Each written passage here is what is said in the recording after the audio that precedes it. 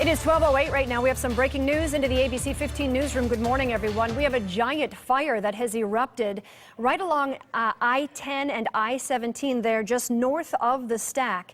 You can see the massive flames and the dark plumes of smoke here. This thing's spreading very, very quickly, and fire crews are just arriving on the scene. It started about 10 minutes ago here and has grown fairly quickly. This is an industrial area of the city, if you're familiar with it, right there at I-17 and I-10, right at the stack, really right around McDowell and 22nd Avenue, to pinpoint it a little bit more for you. It's a very busy part of the freeway. You can see just to the north corner there, that freeway is shut down at this hour. That's going to cause problems for you if you are driving. Obviously, we've got a lot of black smoke there, too, and I have the Phoenix Fire Department on the line with us right now. Shelley, I'm sorry, and your last name, producers? Shelley Jameson with Phoenix Fire. I'm a division chief in public affairs. Thank you so much. We appreciate it. I know a lot of calls are coming in here quickly. What is this area, and is it toxic at this point? Is it a concern? From what I can see from the dispatch information, which is very basic, I have not spoken to anybody on the scene because obviously they're deeply involved in mitigating this fire. Kicked out about 20 minutes ago, 2144 West McDowell Road, and the name of the company is Liberty Metals. So, of course, if there are metals involved, we're talking about hazardous materials. There is a first alarm response that has arrived at the scene, which includes a number of hazardous materials trucks from multiple cities.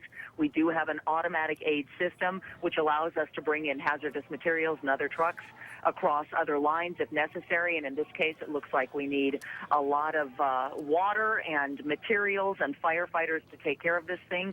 Not clear, again, what's burning. If the reports are accurate, this is either a metals company, and then I saw something from DPS that may be some type of recycling company. It does look like it's spreading fairly quickly here. Whatever is inside it appears would be fairly flammable. We're looking at the dark smoke here coming across the sky.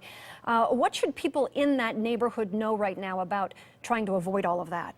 Well, fortunately, as you said, DPS has shut down westbound I-10 to northbound I-17 for our firefighters to access the area. We have laid large supply lines. We have multiple trucks in place, including ladder companies and engine companies and the hazardous materials component. For residents in the area, if anybody has even an inkling of odor from this fire, I would suggest they close all windows, bring your animals indoors, and naturally turn off any type of cooler that you may have running. And Shelley, we're seeing a lot of these big, long buildings there. This is a very industrial area, as we were talking about. Do we believe that all of these belong to Liberty Metals? I don't have that information, Connie. I'm unable to tell you that at this time. As you said, it's industrial, so frequently you will see multiple companies set up in one area. Difficult to know what they all are. Some of them just have suite numbers. They don't all necessarily even have signs in front of them, so I don't have that information yet. Air 15 over the scene as we're taking a look at this, and we're getting it from a couple of different vantage points in our traffic cams and things. Shelley, as you take a look kind of behind the scenes of this, help us understand what they're evaluating when they look at a potential hazmat situation. You know, that's a very good question, Connie. We have hazardous materials technicians who go through up to 6 weeks of training, and not only specialty training that involves materials that would be absorbed or inhaled or otherwise spread to the public or ourselves, but we also carry special equipment. We have meters, different types of foam that fight these types of fires. So we definitely have the right people on scene for the job, and as I said, we work closely with other cities. We train together, use the same standard operating procedures. Our equipment hooks up together. We use the same tactical channels on the radio so we can talk to one another. It is an extremely seamless operation. Right now, although it looks very dramatic, the public couldn't be better protected. And as we look at this coordinated effort, tell me quickly, who are some of these different departments that are responding now, different cities?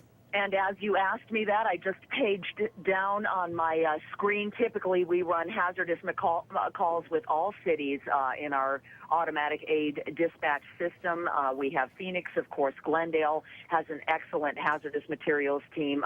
Chandler, Mesa, Surprise, all of these folks bring training to these incidents. Right now, this is in Phoenix, so we do have primarily Phoenix units. although I see that we have a battalion chief from Glendale, and we can call in other units as needed. All right, and we're seeing another truck there now with water on it. And I guess you would have to, as you're looking at this, Shelley, say, well, it looks like the good news is the water is putting it out, so that may limit some of the hazardous materials that may be inside that would need foam or some special chemical. Absolutely. In fact, one of the things that I saw reported on the dispatch, which may or may not be accurate, that there might be titanium. Well, titanium, propane, other products like that would not easily be extinguished with water. But you're absolutely correct. If we're seeing it go down a little bit, the water's doing the trick, and we brought plenty of big water to this scene. Liberty Metals, if our understanding is correct, is a scrap metal facility. There's a lot of scrap metal apparently on site. What types of scrap metals? We really wouldn't be able to guess at this point, would we? No, I couldn't tell you, but I do know that any type of recycling event such as this one, there's a lot of guessing going on. And so from our part as first responders and emergency personnel, we're very careful. We take a stance that if it's going to spread, we're not going to be in the way. If it's going to be spreading any type of chemicals either through smoke or a runoff from the water, then of course we're going to do any damming and diking that's necessary, and of course get the word out to the public, just as you're doing right now. And Shelley, you know, when you're looking at this now, we can see some of the fire going towards the back here, and there's some barrels and things on the other side of this wall. It looks like some of the wood plats there are starting to burn. There could be chemicals on the other side as it goes to the building, just to the what it looks like maybe the north of this. Obviously, trying to keep this thing contained is of utmost importance right now. Absolutely. You are absolutely correct. And we always spot defensively in fires like this. We utilize our ladder companies. They will extend the ladder. And, of course, we use engines to pump water to those ladder companies, and that's where we get big water, up to 2,000 gallons at a time to put on fires like this.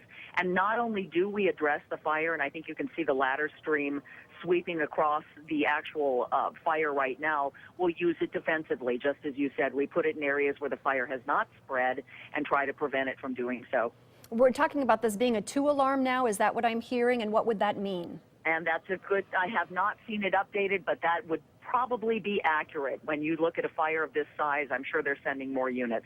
Okay, Shelley, thank you so much. You've been a wealth of information. We want to keep you by as this thing continues to develop.